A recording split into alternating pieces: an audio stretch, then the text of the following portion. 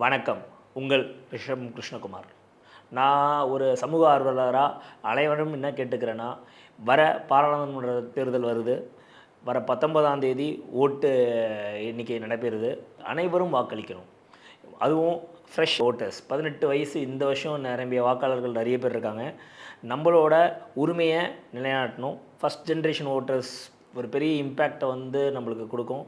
நம்மளோட 39 தொகுதி தமிழ்நாட்டில் ப்ளஸ் பாண்டிச்சேரியோட 40, இந்த 40 தொகுதியிலையும் நம்மளோட ரெப்ரசன்டேட்டிவை கரெக்டாக சூஸ் பண்ணணும். That is be the voice, change over. நம்ம நாட்டுக்கு யார் நல்லது செய்வா, நம்மளோட மாநில உரிமையை யார் நம்மளுக்கு பெற்று தருவா, இது மாதிரியான ஒரு நல்ல அரசியல்வாதியை நீங்கள் தேர்ந்தெடுக்கணுன்றது எல்லாரையும் கேட்டுக்கிறேன். ஏன்னா நம்ம பேம் பாலிடிக்ஸ் பண்ணுறத விட நம்மளுக்கான தலைவரை கரெக்டாக நம்ம தேர்ந்தெடுப்போம். நம்மளுக்கான ஆக்சஸ் இருக்க ஒரு எம்பியை நம்ம கொண்டு வருவோம்.